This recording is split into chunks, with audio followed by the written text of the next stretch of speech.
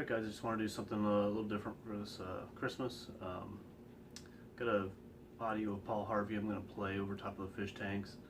I grew up listening to Paul Harvey, and a lot of stuff that he, I still enjoy. So if you don't like it, it's not your cup of tea, that's fine. Just appreciate not leaving any negative comments. I don't really get into the religious stuff for my own reasons, and this isn't really about being religious. It's more about the message, and if you listen to the message, it's actually a pretty solid one. So that's about it, guys. Merry Christmas, Happy New Year, and take care. Thank you for everything this year. It's really been a great ride. Hope you enjoy. From now on, I'm quoting an open letter from God. My dear children, and believe me, that is all of you, I consider myself a pretty patient guy. I mean, look at the Grand Canyon. It took millions of years to get it right. And about evolution, boy, nothing is slower than designing that whole Darwinian thing to take place, cell by cell and gene by gene. And I have been patient through your fashions, your civilizations, wars, and schemes, and the countless ways that you take me for granted until you get yourselves into big trouble again and again. I want to let you know about some of the things that started ticking me off. First of all, your religious rivalries are driving me up a wall.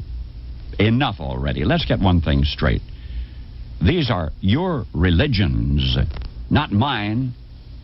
I'm the whole enchilada. I'm beyond them all.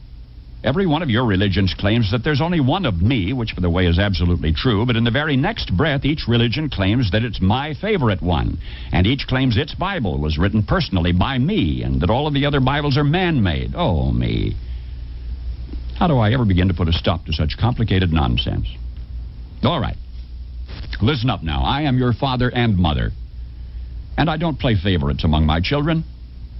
Also, I hate to break it to you, but I don't write. My longhand is awful, and I've always been more of a doer anyway. So all of your books, including those Bibles, were written by men and women. They were inspired men and women. They were remarkable people, but they also made mistakes here and there, and I made sure of that so that you would never trust a written word rather than your own living heart. You see, one human being, to me, even a bum on the street, is worth more than all of the holy books in the world. That's just the kind of a guy I am. My spirit is not an historical thing. It's alive, right now, as fresh as your next breath. Holy books and religious rites are sacred and powerful, but they are not more so than the least of you. They were only meant to steer you in the right direction, not to keep you arguing with each other, and certainly not to keep you from trusting your own personal connection with me. Which brings me to my next point about your nonsense. You act like I need you and your religions to stick up for me or win souls. For my sake, please don't do me any favors. I can stand quite well on my own, thank you. I don't need you to defend me. I don't need constant credit. I just want you to be good to each other. And another thing, I don't get all worked up over money or politics, so stop dragging my name into your dramas.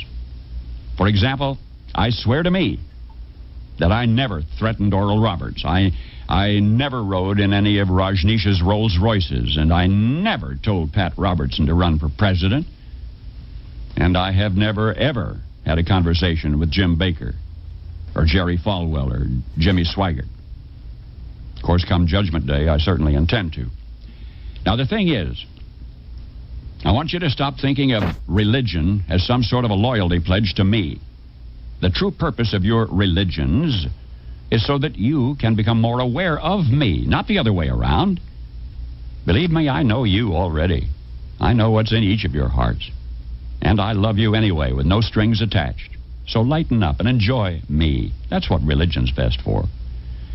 What you seem to forget is how mysterious I am. You look at the petty differences in your scriptures and you say, well, if this is the truth, then that can't be. But instead of trying to figure out my paradoxes and unfathomable nature, which, by the way, you never will, why not open your hearts to the simple common threads of every religion? You know what I'm talking about. Play nice with each other. Love and respect everyone. Be kind. Even when life is scary or confusing, take courage and be of good cheer, for I'm always with you.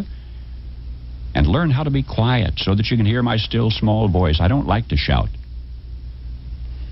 Leave the world a better place by living your life with dignity and gracefulness.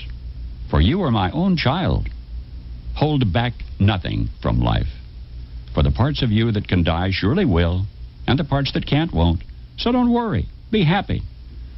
I stole that last line from Bobby McFerrin, but who gave it to him in the first place? Simple stuff now. Why do you keep making it so complicated? It's like you're always looking for an excuse to be upset. And I am very tired of your main excuse. Do you think I care whether you call me God or Yahweh or Jehovah, Allah, Wakatonka, Brahma, Father, Mother, even the void of Nirvana? Do you think I care which of my special children you feel closest to? Jesus, Mary, Buddha, Krishna, Muhammad, or any of the others? You can call me and my special ones any name you choose, if only you will go about my business of loving one another as I love you. How can you keep neglecting something so simple? No, I am not telling you to abandon your religions. Enjoy your religions. Honor them. Learn from them.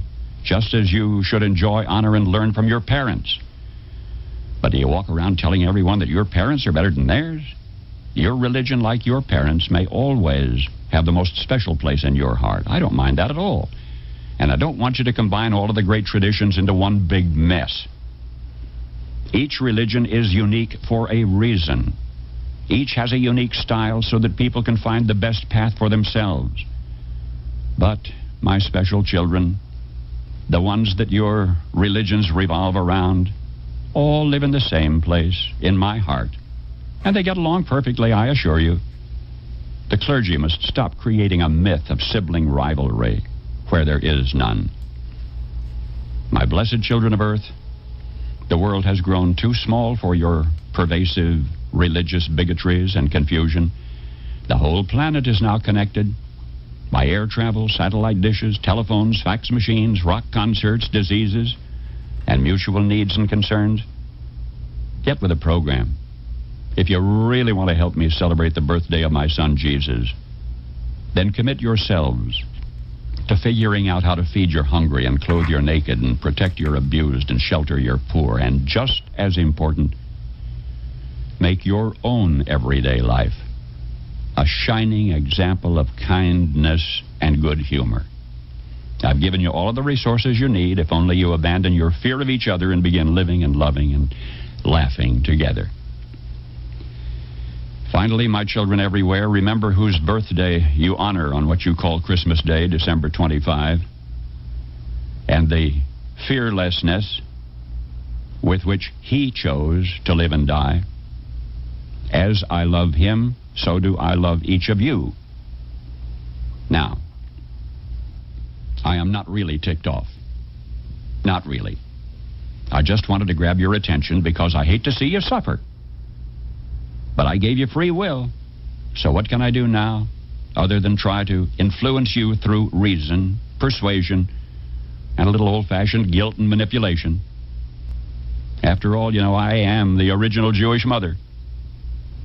I just want you to be happy. And I'll sit in the dark. I really am, indeed, I swear, with you always, always. Trust in me. Your one and only God. End quote.